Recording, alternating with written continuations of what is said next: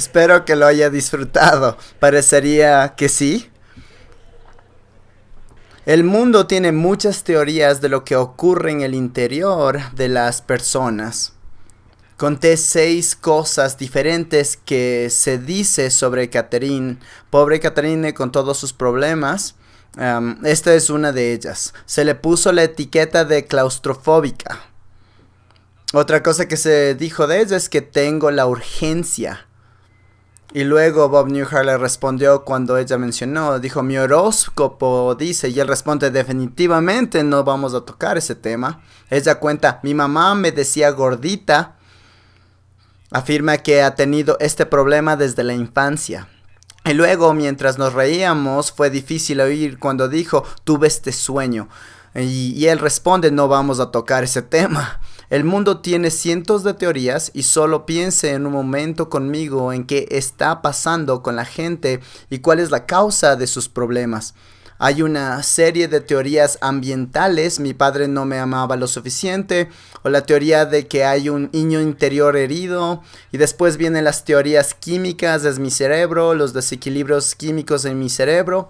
Otros dirían que es por su baja autoestima, por eso tiene todos esos problemas. Hay teorías de la personalidad, usted tiene el tipo A, por eso es como es. Literalmente hay cientos de teorías que operan en el mundo actual para explicar por qué los seres humanos hacen lo que hacen. Entonces, lo que vamos a hacer durante este tiempo es analizar lo que la Biblia dice sobre la motivación humana. ¿Qué ocurre en el corazón?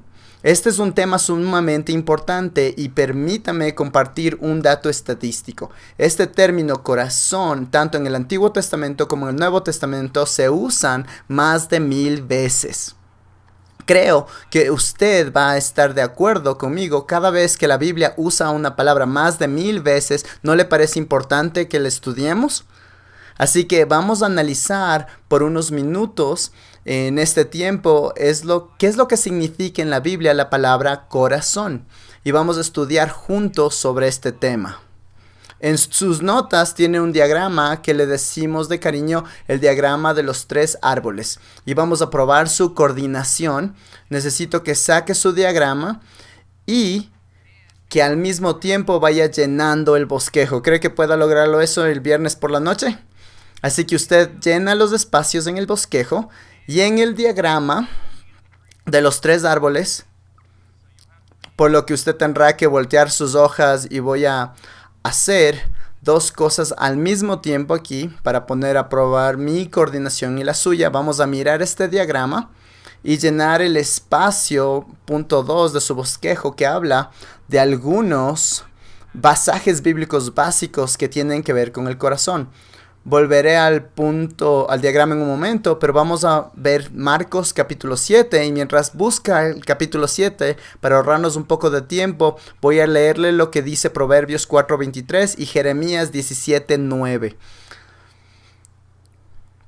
Las personas que hacen estudios de términos y clasifican lo que dice la Biblia de estos temas afirman que para la antropología bíblica la palabra más importante es el término corazón.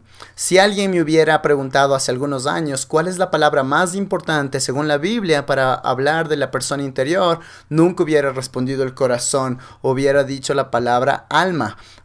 Pero la palabra alma se usa cientos de veces más en la Biblia que el término alma. Así que echémosle un vistazo a algunas de ellas. Usted está en Marcos 7, permítame leerle Proverbios 4:23, un gran versículo. Dice, con toda diligencia guarda tu corazón, porque de él brotan los manantiales de la vida.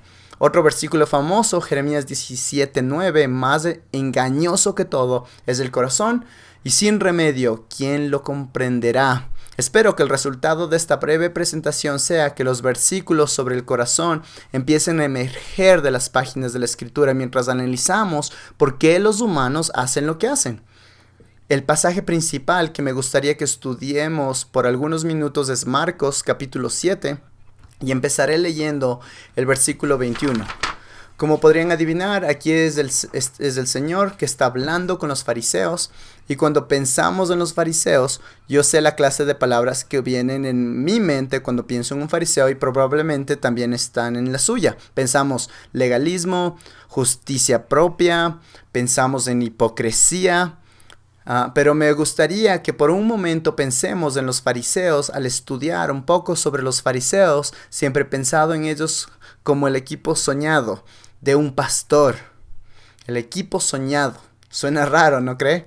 Pero pensemos en esto por un momento. Están en la iglesia cada vez que se abren las puertas, estudian fielmente sus Biblias, son meticulosos con su estudio bíblico, diezman muy fielmente, son muy fieles con sus ofrendas. Y cuando pensamos así de los fariseos, que era el grupo más religioso de su tiempo, nos preguntamos por qué razón el Señor atormentó tanto a esta gente. Bueno, Marcos 7 nos da una idea del por qué, comenzando en el versículo 21. Jesús dice: porque de adentro del corazón de los hombres salen los malos pensamientos. Se pregunta de dónde salen sus malos pensamientos.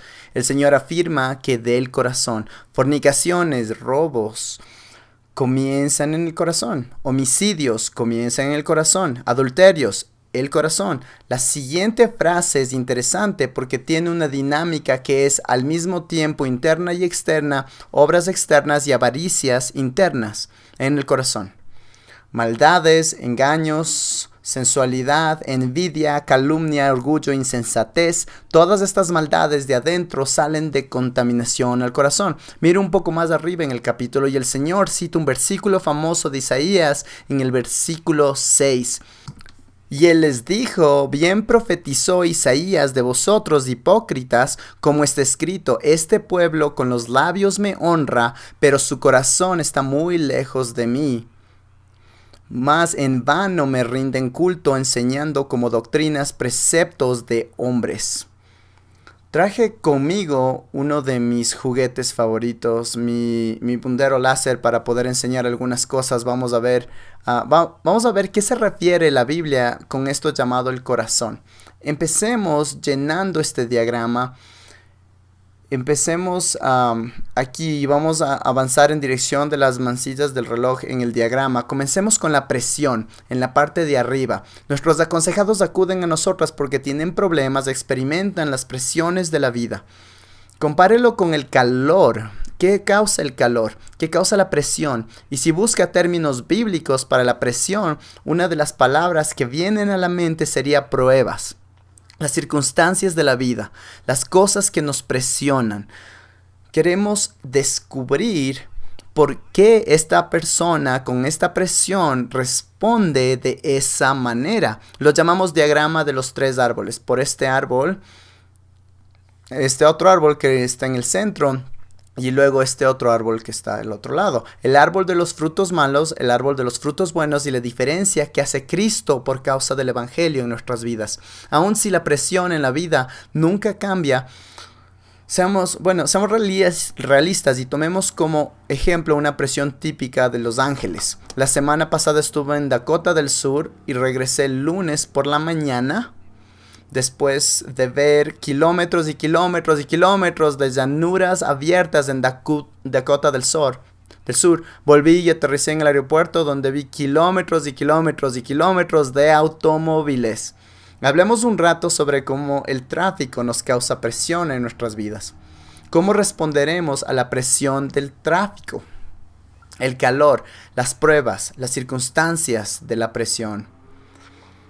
Aquí en el árbol de los frutos malos, fíjese en la línea punteada. Su diagrama no creo que tiene la línea punteada. Puede dibujar la línea punteada, pero asegúrese de hacerlo con precisión para que cruce exactamente arriba del corazón, porque lo que tratamos de hacer es dividir lo que la Biblia menciona sobre la persona interior hacia la persona exterior, o el sistema de raíces de nuestra vida del sistema de frutos de nuestra vida, o el cuerpo y el alma. Persona interior, persona exterior. Entonces, ¿qué podría pasar con el tráfico? puede que haya manos sudorosas, puede que haya gestos de enojo, y si utilizo esto para tomar notas con el aconsejado y trato de descubrir qué causa presión en la vida de mi aconsejado, estaría dibujando en el árbol de los malos frutos todos estos frutos malos, las cosas que salen de la persona exterior, pero quiero ayudarle a mi aconsejado a entender el sistema de la raíz de donde provienen estas cosas de la persona interior. Y ese es el tema principal de esta sesión, que es el tema de lo que la Biblia llama el corazón. Puede salir una gran variedad de cosas, ¿verdad? Cuando hay tráfico, en la mente hay ira, quizás temor, etcétera. Toda clase de frutos malos que le hacen experimentar esa presión en la vida de la persona.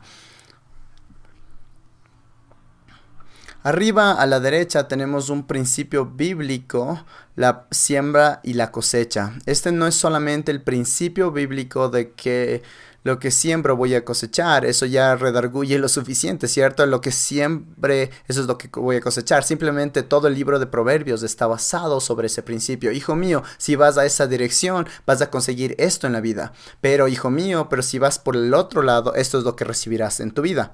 Ese es el principio de la siembra y la cosecha. Pero la siembra y la cosecha también tienen la implicación de los hábitos en nuestra vida. Siembro y cosecho, siembro y cosecho, siembro y cosecho. Y la persona puede quedarse estancada en esta parte del diagrama. Con las presiones de la vida, sigo cosechando y sembrando, sembrando y cosechando, sembrando y cosechando. Y una de las cosas que deben empezar a asimilar en esta presentación es que los patrones de los hábitos provienen de algo más profundo en mi persona interior, que la Biblia menciona más de 1000 veces, y es esta idea del corazón. Lo que queremos observar es que por el poder del Evangelio, permítame llevarle a otro pasaje en Isaías 61.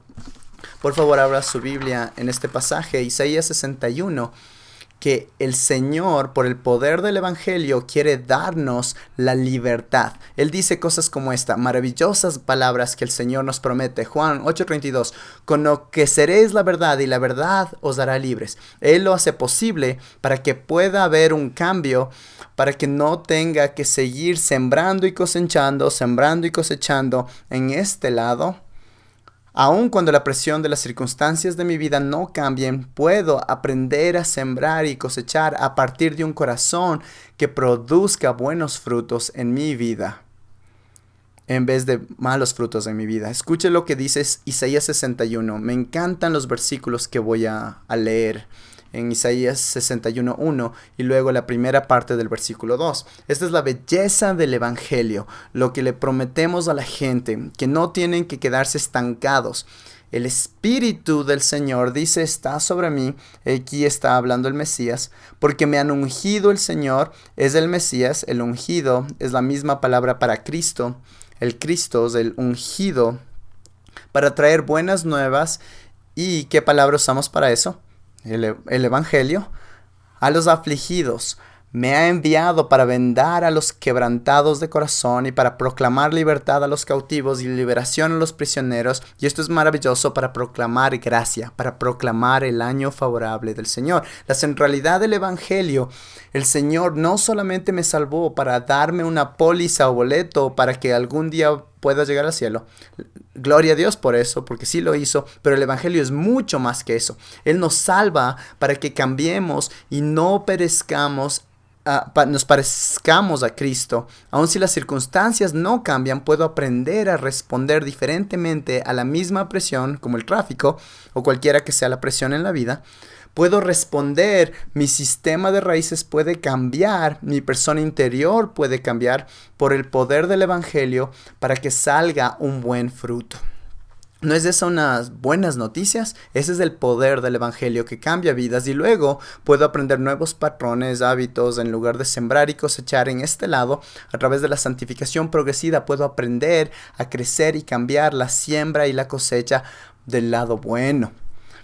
Ahora volvamos, pero terminemos de llenar los espacios en el diagrama. No le va a gustar si no completo el diagrama, ¿verdad? Especialmente todos los controladores aquí, que deben tener todos los espacios llenos. Aquí vamos, tenemos los espacios. Creo que usted tiene un espacio en blanco que yo no lo tengo aquí.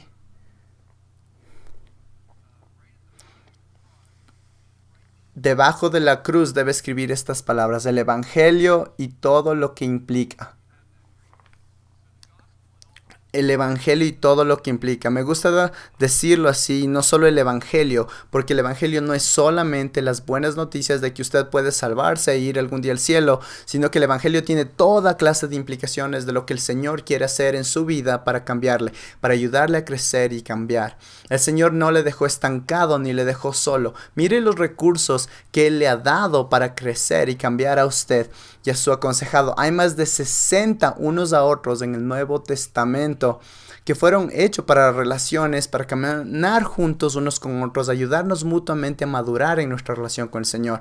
Wayne usó este pasaje: en mi corazón he atesorado tu palabra para no pecar contra ti. Dios no solamente nos dio el cuerpo de Cristo, también nos ha dado la palabra viva de Dios. Y Galatas 4:6 dice: Él ha enviado el Espíritu Santo divino, ¿a dónde? A su corazón, en nuestros corazones, clamando: Abba, Padre, en relación al Señor. Son increíbles recursos que el Señor nos ha dado, así que no estamos solos aguantando los golpes para tratar de crecer y cambiar. Sigamos adelante y pensemos en algunas definiciones de la palabra corazón. ¿Qué es el corazón según la Biblia? Miremos la palabra del Antiguo Testamento. El término en el Antiguo Testamento, si quiere ponerlo en sus notas, es L-E-V, lev. Y el léxico hebreo Genesios es una palabra sofisticada para decir diccionario hebreo de Brown, Driver y Briggs. Dice que esto es el corazón, es el hombre interior en contraste con el exterior. El hombre interior, piensa en las implicaciones para la consejería, incluye la mente, afectos y voluntad. O podríamos decir mente, emociones y voluntad. A pesar de que la palabra afectos aquí es diferente que emociones, un poquito diferente que las emociones. Entonces, la mente, los afectos y la voluntad revela el corazón. En sus notas tiene también una serie de preguntas sobre cómo llegar a las intenciones del corazón, por dónde estaba el diagrama. Estas preguntas giran alrededor de estas definiciones. Quiero hacerles a mis aconsejados preguntas sobre sus procesos mentales, la forma en que toman decisiones, esa es su voluntad, por qué toman las decisiones que toman, y sus emociones, dándonos cuenta de que esas tres áreas bíblicamente el Señor dice que ese es su corazón, su mente, sus emociones, su voluntad. Número 4. Dice, referencia específica a inclinaciones. ¿Por qué me siento inclinado de cierta manera? Las resoluciones y determinaciones de la voluntad es un sinónimo de la palabra conciencia. Y luego las dos últimas. Quiero bajar un poquito la velocidad para reflexionar en las implicaciones de la consejería para nuestros aconsejados y en nuestras propias vidas. Las cientos y cientos de referencias en que la escritura usa la palabra corazón están relacionados con los apetitos. ¿De qué tiene hambre? Por supuesto, esto es solo una metáfora. ¿De qué tiene hambre? Permítame compartir un par de sugerencias. Algunas personas parece que tienen un hambre voraz de aprobación. Tengo que hacer que las personas estén felices conmigo todo el tiempo. Otras personas dicen, tengo mucha hambre, tengo apetito de tener mi vida bajo control. Tengo que ser organizado. Esa es la clase de temas que estoy buscando en mi aconsejado. Creo que el corazón, cuando la escritura dice que el corazón es lo que nos motiva desde el interior, que el corazón es lo que me impulsa. El corazón define alrededor de qué gira mi mundo y con qué frecuencia descubre que es esa clase de temas. Mi vida gira alrededor de mantener a toda la gente feliz. Mi vida gira alrededor de tener mi vida bajo control. Mi vida gira alrededor de estar lo más cómodo que se pueda. Y voy a darle una lista de temas sugeridos. Espero que comiencen a captar la conexión porque es importante lo que estamos hablando. Si este es el sistema de la raíz que emerge bajo las presiones de la vida, Es por eso que usted ve que este sistema de raíces produce este fruto, y es por eso que esto es importante. Si no queremos que la consejería bíblica no sea solamente conductual y externa, tenemos que lidiar con lo que le motiva a nuestros aconsejados en el interior. Recuerde que la Escritura dice algunas cosas muy importantes acerca del corazón, y este podría ser el versículo más importante: llamarás al Señor tu Dios con todo tu corazón, con toda tu alma y con toda tu mente y con toda tu fuerza. El Señor no está interesado solamente en el comportamiento de la gente. A Él le interesa que la gente le ame de adentro hacia afuera, de las personas más profundas de nuestro ser, y que la persona interior se produce en las acciones externas. La siguiente es muy importante. Es la sede de los apetitos y las pasiones. Expliquemos un poco más. Es la sede de las lujurias y deseos del Nuevo Testamento. Lo que está diciendo es que la palabra del Antiguo Testamento para el corazón es sinónimo de la idea del Nuevo Testamento, y la palabra griega es epitumía, fuerte deseo. Ahora, cuando pensamos, y debemos dejar de pensar de esta manera, pero cuando pensamos en lujuria, según nuestra cultura, leemos en el Nuevo Testamento la palabra lujuria, automáticamente pensamos en el sexo. El Nuevo Testamento no usa este término de esa manera. A lo mejor va a querer apedrearme cuando diga lo que voy a decir, pero en el Evangelio de Lucas, adivinan para quién se usa. ¿Se usa para quién? Para Jesús. ¿Está listo para lanzarme tomates podridos? En Lucas 22, Jesús dice, y los traductores al español con mucha sabiduría saben que no lo pueden traducir como lujuria. No puedes decir que nuestro Señor tenía lujuria, pero en Lucas 22, en la última cena, Jesús dice: intensamente he deseado comer esta Pascua con vosotros antes de padecer. Es exactamente la misma palabra que se traduce como lujuria. Lo que dice es que esta idea del Antiguo Testamento de lev, corazón, es equivalente a la idea del Nuevo Testamento de fuerte deseo. Fuerte deseo. Los humanos están compuestos de pasiones y deseos. Cuando aconsejo a una persona, no trato de hacer que maten sus deseos. No trato de hacer que maten sus pasiones. Gloria a Dios, porque Él nos creó para tener pasión sobre algunas cosas. Por favor, no trate de matar la pasión en la vida de su aconsejado. ¿Cuál es el problema? Que cuando nos apasionamos por las cosas equivocadas, tenemos fuertes deseos por las cosas equivocadas en lugar de las cosas correctas. Tengo que ayudarle a mi aconsejado para que tenga fuertes deseos apasionados por las cosas correctas. Para decirlo sin delicadeza, no tenemos una suficiente lujuria por Cristo. Debemos aprender a amar al Señor nuestro Dios con todo nuestro corazón, alma, mente y fuerza. Entonces, las preguntas para llegar al corazón. Recuerde que el corazón tiene que ver con sus emociones. Así que, ¿cuándo tiene que experimentar temor, preocupación o ansiedad? Después del bosquejo están las preguntas, 14 preguntas para llegar a los propósitos del corazón. Básicamente uso esas 14 preguntas prácticamente con todos mis aconsejados, y es una de las formas en que comienzo la consejería. Es un buen modo de empezar. Cuando llenan esas preguntas y las responden para mí, busco los patrones. Busco las palabras que se repiten, las ideas que se repiten. Les enseño el diagrama de los 3 árboles. Les dibujo el diagrama y luego puedo hacerle algunas preguntas basadas en lo que estamos estudiando en la palabra de Dios acerca del corazón, y basado en la forma en que responden las preguntas sobre el corazón. ¿Qué nombre les podrían usted a sus temas relacionados con el corazón? Hay una dinámica muy poderosa cuando la persona pueda nombrar sus propios temas del corazón en lugar que usted les diga cuáles son sus temas del corazón. Yo suelo hacerlo, pero de mala gana. Prefiero que sea la persona que diga, bueno, ¿sabe qué? Me estoy dando cuenta que soy más controlador de lo que pensaba.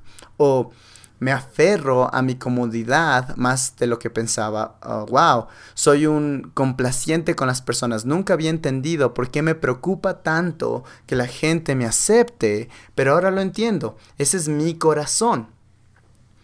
¿Qué es lo primero que le viene a la mente por la mañana o lo último en la noche? ¿Qué es lo primero que recuerda quizás a las 2 de la mañana cuando se despierta, cuando no puede dormir? ¿Qué viene a la mente? ¿Hay algún patrón? Recuerda que el corazón tiene que ver con la mente.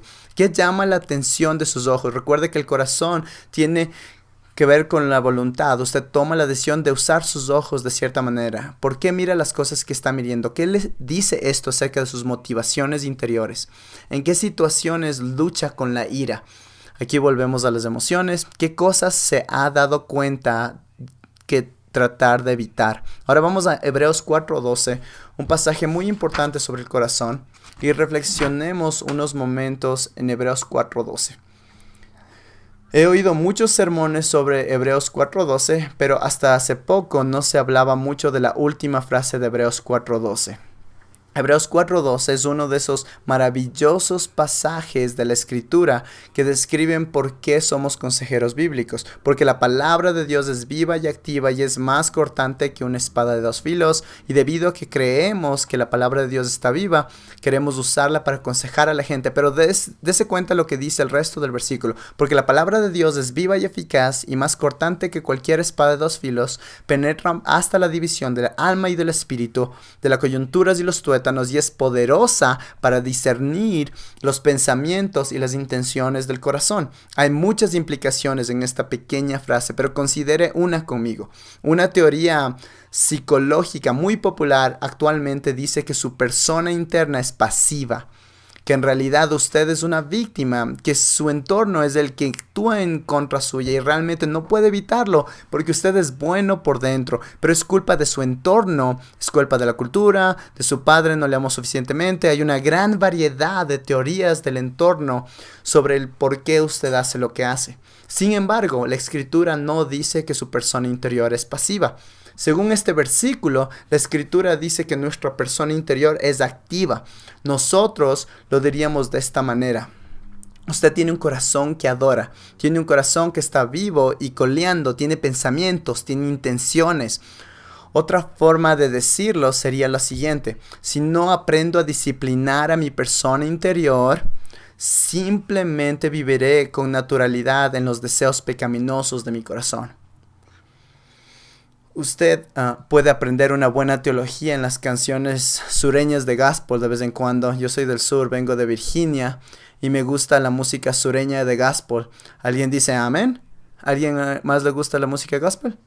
Esta es la parte de la teología que aprendí. El pecado te llevará más lejos de lo que quiere ir por más tiempo de lo que quiera quedarse. Eso pasa cuando mi persona interior vive a rienda suelta. Debo aprender a disciplinar mi persona interior. Reflexionemos en los pensamientos y las intenciones del corazón. En primer lugar, su corazón tiene pensamientos. No se moleste en escribir lo siguiente, pero permítame compartir un par de definiciones sobre los pensamientos. La palabra es entumesis y es mucho más que patrones concretos del comportamiento, como lo que ocurre concretamente en su mente ahora mismo. Este término que se usa para los pensamientos del corazón se traduce en Lucas capítulo 2, pero María atesoraba todas estas cosas reflexionando sobre ellas en su corazón. Los pensamientos de su corazón, las reflexiones, no es solo lo concreto, sino también las especulaciones, la imaginación, las fantasías. ¿En qué sueña despierto? Los pensamientos del corazón. Y luego su corazón tiene intenciones. Esta palabra solo se usa una vez más aparte de esta y tiene que ver con los propósitos, las actitudes, las resoluciones, los designios de la persona interior. Y si le das unas vueltas del asunto, verás cómo ambas coinciden, los pensamientos y las intenciones del corazón. Algunas ideas para resumir, para reflexionar un poco más en esto. Nuevamente, su corazón no es pasivo. Según la Biblia, mi corazón es activo.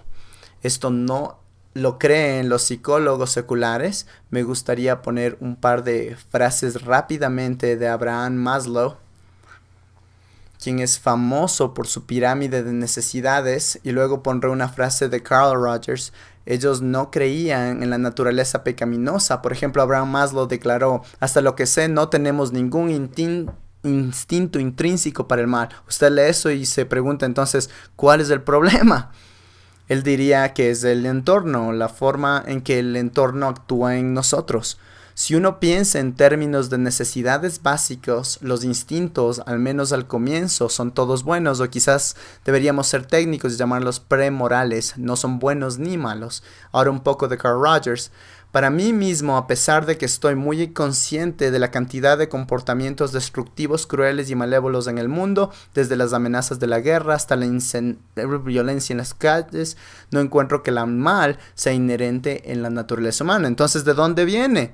Aquí tengo un par de frases. Veo los miembros de la especie humana como a los miembros de otras especies.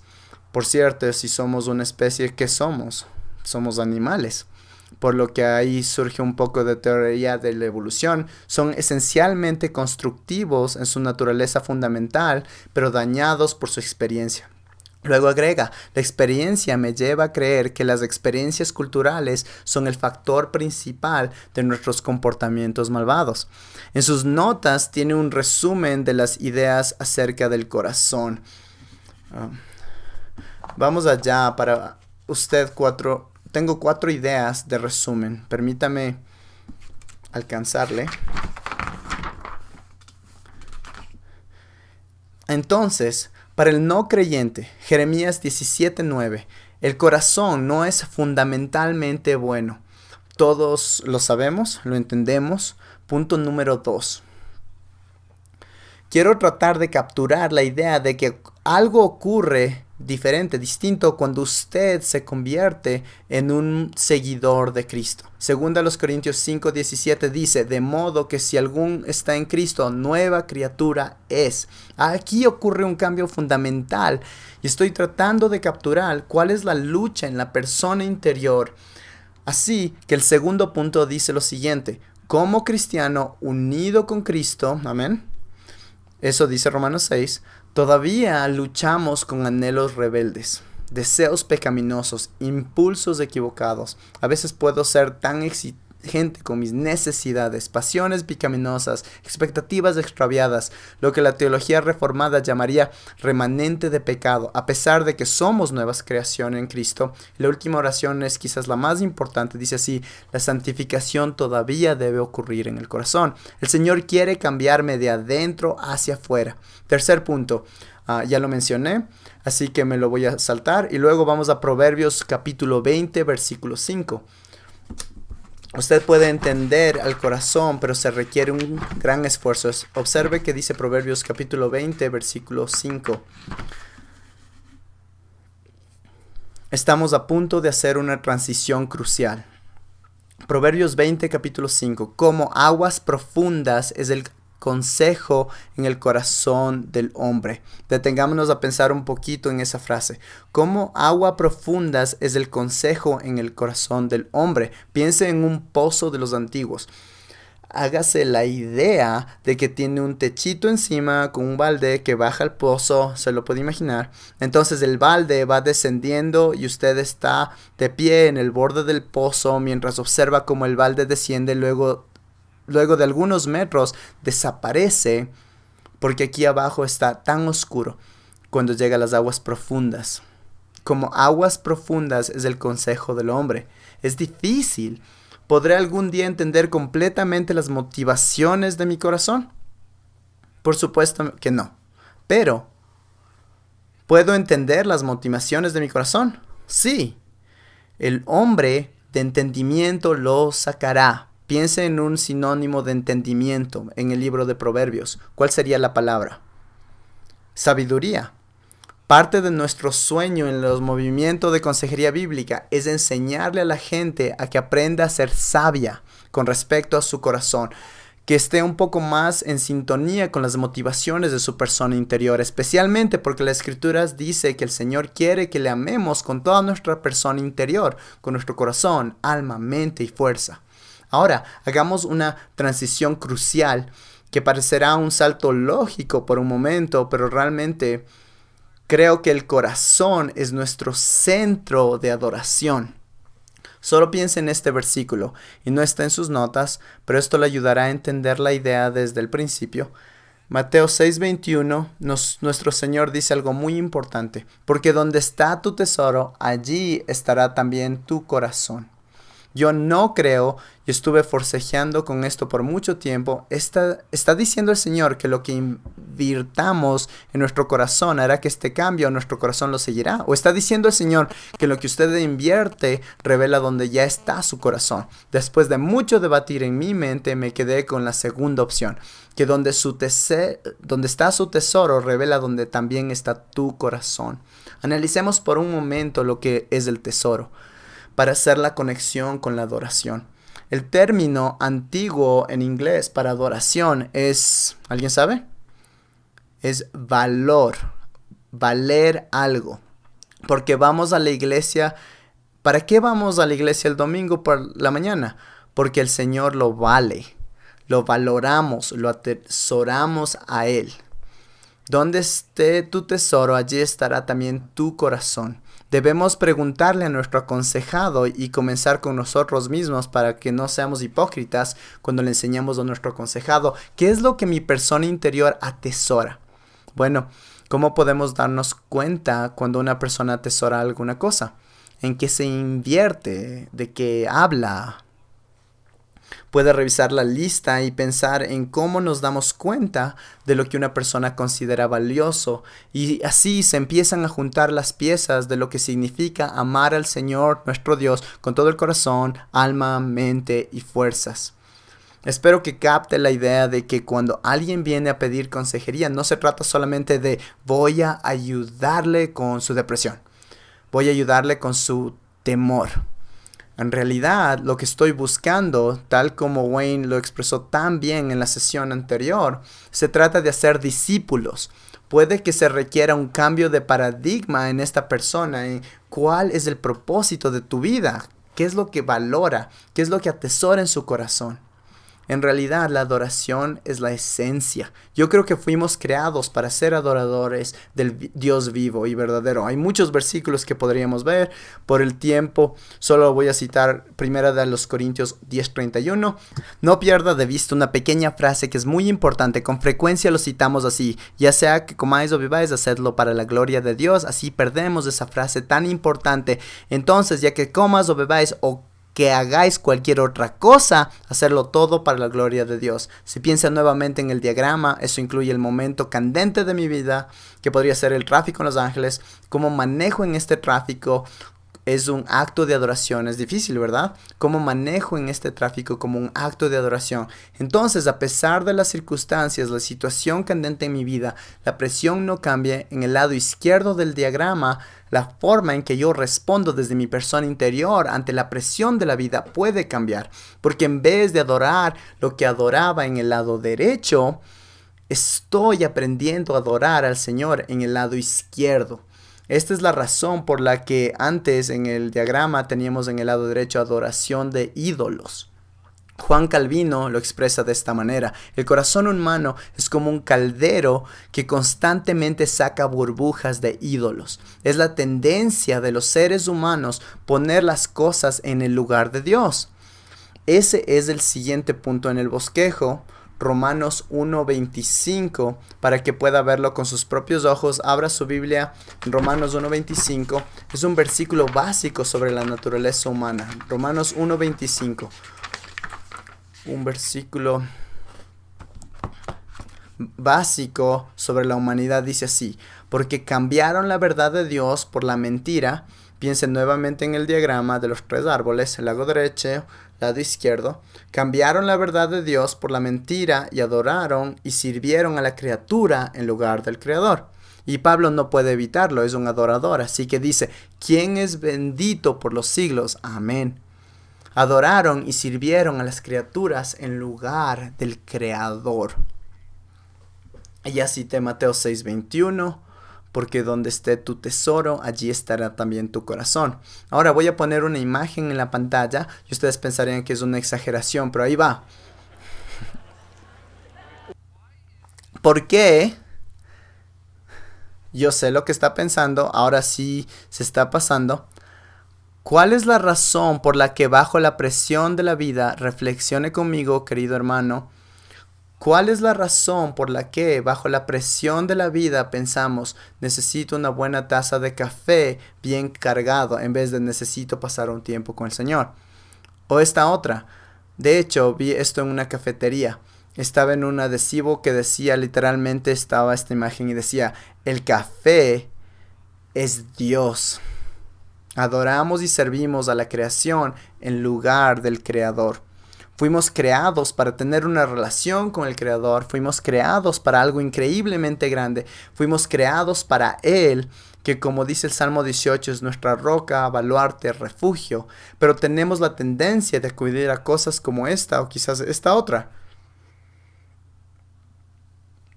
Pensemos en esto por un momento. Usted no puede evitar el ser religioso. Si yo le dijera, ese hombre cumple con su trabajo religiosamente, ¿qué significa? He hecho esto con muchas personas y surgen todas las clases de respuestas de esta lista. Un hombre cumple con su trabajo religiosamente, lo estudia, está dedicado a él, canta las alabanzas de su empresa, le gusta hablar del tema, y estoy usando una palabra religiosa, evangeliza sobre su empresa, se sacrifica por el trabajo, le concede valor, se emociona por él, se convierte en su identidad. ¿Sabe una cosa? He visto esa clase de actividades en un lugar como este. Ministré por 14 años en Blacksburg, Virginia, hogar de los Hokies de Virginia Tech, y ese es el equipo de VT en el campo que lo ve ahí. Y si volvemos a esa lista, he visto que muchas de esas cosas se dan los sábados porque los humanos son religiosos. Los humanos están buscando significado y propósito en la vida. Lo que usted debería escuchar en este momento mientras trabajamos con nuestro aconsejado en áreas como el temor, preocupación y la ansiedad es que en realidad es algo más profundo. Existe un problema de adoración en el corazón de mi aconsejado. Agustín lo expresó de esta manera: oh Señor, tú nos hiciste para ti y nuestro corazón está inquieto hasta que haya descanso en ti. John Piper lo expresó de esta manera: el mundo tiene un anhelo inconsolable. Trata de satisfacer el anhelo con pintorescas vacaciones, logros de creatividad, deslumbrantes producciones cinematográficas, explotación sexual, extravagancias deportivas, drogas alucinógenas, rigores estéticos, excelencias administrativas, etc. Pero el anhelo permanece. ¿Qué significa esto? Fuimos creados para algo más grande. Eso es lo que significa. Fuimos creados para tener una relación con el Creador. Entonces, ¿qué hacemos con nuestro aconsejado? Vamos más profundo. Ellos llegaron creyendo que el problema es de esta profundidad, pero su problema es de esta profundidad, porque hay un problema de adoración en el corazón de la persona. Me voy a saltar al final porque ya tenemos que concluir, pero tengo aquí al final algunas palabras sugeridas, algunos temas sugeridos. Y este es el desafío que quiero dejarles. Tome estas preguntas, esas 14 preguntas sobre el corazón, revíselas y respóndelas usted. Tome el diagrama de los 3 árboles y conéctese a las imágenes del diagrama. ¿Qué está causando la presión en la vida? ¿Cuál es el fruto que surge el lado derecho del fruto malo? Mientras responde esas 14 preguntas del corazón, pregúntese: ¿cuáles son los patrones que observo? ¿Qué podría estar pasando en mi persona interior? Y no se sorprenda si es alguna de esas palabras. ¡Wow! Amo mi comunidad más que lo que pensaba. O el control es un problema serio en mi vida. O mantener a la gente feliz es un problema realmente serio en mi vida. Es lo que la Biblia llama temor al hombre o complacencia. Hay diversas palabras y lo único que tiene que hacer es preguntarse: ¿qué es lo que deseo? ¿Alrededor de qué parece que gira mi vida? Todos los humanos son religiosos. El corazón humano es como un caldero que constantemente saca burbujas de ídolos, como dijo Juan Calvino. Los problemas de consejería no se quedan solamente en la depresión, el temor o la preocupación o cualquiera que sea el problema que se presente en la consejería. En esencia, lo que queremos decir es que la consejería bíblica está tratando de descubrir el trastorno de adoración en la vida de la persona. Ese es el sistema de raíz de la persona interior. Espero que esta breve presentación le dé un nuevo significado a la idea de cuando el Señor dice, amarías al Señor tu Dios con todo tu corazón, alma, mente y fuerzas.